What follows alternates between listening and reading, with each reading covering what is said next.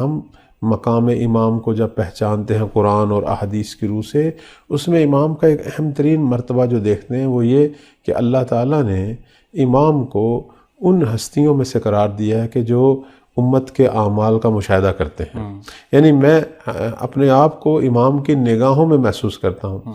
اب اس حوالے سے جو قرآن مجید میں سورہ توبہ کی 105 نمبر آیت ہے وہ آپ کی خدمت میں تلاوت کرتا ہوں کہ پروردگار جو ہے اس آیت مجیدہ میں فرما رہا ہے کہ وَقُلْ اعْمَلُوا، کہ اے پیغمبر آپ جو ہے انہیں کہیں کہ تم عمل کرو، تم اپنے کام کرو،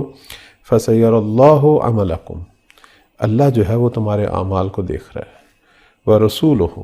اور پیغمبر بھی ہمارے اعمال کو دیکھ رہے ہیں، وَالْمُؤْمِنُونَ، اور مومنوں کا ایک گروہ۔ اب یہاں جو تفاسیر ہیں اس کے اندر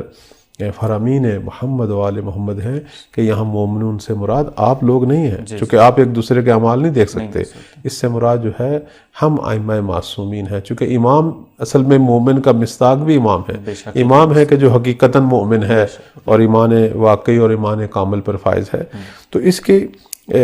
شرح اور تفسیر کے اندر ائمہ جو ہیں وہ فرماتے ہیں کہ اللہ اور رسول کے بعد جو ہے ہم ائمہ معصومین ہیں، یعنی ہر دور کا امام امت کے اعمال کا مشاہدہ کرتا ہے۔ حتیٰ رسول اللہ صلی اللہ علیہ وآلہ وسلم جو اس ظاہری دنیا سے چلے گئے ہیں اور عالم برزخ میں ہیں، وہ بھی ہمارے اعمال کو دیکھتے ہیں۔ ہم دیکھتے ہیں کہ امام جعفر صادق علیہ السلام کا یہ فرمان موجود ہے کہ تم لوگ اپنے اعمال سے نبی کریم کو جو ہے وہ ناراض نہ کرو، یعنی اس کا مطلب کہ اب امام اپنے زمانے میں کہہ رہے تھے، تو اس کا مطلب کیا ہے کہ اگرچہ پیغمبر اسلام صلی اللہ علیہ وآلہ وسلم جو ہیں وہ بظاہر رحلت فرما گئے ہیں، لیکن وہ اپنی امت کے اعمال سے باخبر ہوتے ہیں۔ اور ہم بعض روایات میں یہ بھی دیکھ رہے ہیں کہ معصومی نے فرمایا کہ امت کے اعمال سے جس طرح وقت کا امام جو ہے آگاہ ہوتا ہے، اسی طرح عالم برزخ میں پیغمبر اور باقی جو اوصیاء جو دنیا سے جا چکے ہیں وہ بھی امت کے اعمال سے آگاہ ہوتے ہیں، یعنی ان کو بھی متواتر جو ہے وہ ہماری خبریں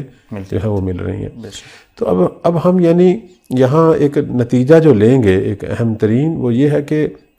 گویا میں اگر کوئی عمل انجام دے رہا ہوں تو میں کوئی اکیلا ایک فرد نہیں ہوں، بلکہ میرے ہمراہ جو ہے کچھ اور بھی ہستیاں ہیں جو میرے اعمال کو دیکھ رہی ہیں، چاہے میں خلوت میں ہوں، چاہے میں جلوت میں ہوں، لوگوں کے سامنے ہوں۔ ایک تو خود خدا جو ہے وہ مجھے دیکھ رہا ہے، کبھی بھی میں خدا کی نگاہوں سے باہر نہیں ہو سکتا، اور اس لیے ہم دیکھتے ہیں کہ یہ احادیث میں بھی یہ بارہا یہ فرمان ہم محمد و آل محمد کا دیکھ رہے ہیں کہ آپ شرم کریں، حیا کریں گناہ کرتے وقت، کہ چونکہ آپ اللہ کی بارگاہ میں کھڑے ہیں، اور انسان اپنے آپ کو صرف نماز کے وقت محسوس نہ کرے کہ میں خدا کی بارگاہ میں ہوں، بلکہ ہر وقت ہر لحظہ اپنے آپ کو جو ہے وہ خدا کی بارگاہ میں محسوس کرے، اور اسی سے جو ہے وہ ہماری وہ عبودیت تکمیل پاتی ہے۔ عبودیت کا مطلب صرف نماز کے چند اوقات نہیں ہے، بلکہ اب جو ہے وہ ہر لحظہ عبد ہوتا ہے، وہ ہر لحظہ اپنے آپ کو اپنے مالک اور آقا کے سامنے محسوس کرتا ہے۔ تو ایک تو یہ ہے۔ دوسرا، جس نبی کی ہم امت ہیں، ہم وہ نبی بھی ہمارے جو ہیں وہ اعمال سے واقف ہیں، اور اس وقت جو حجت خدا جو زمین پر موجود ہے اور ہمارے بعنوان ہادی برحق اس وقت جو ہے وہ ہماری ہدایت کی ذمہ داری ان پر ہے، وہ بھی ہمارے اعمال سے آگاہ ہوتے ہیں۔ اور اس حوالے سے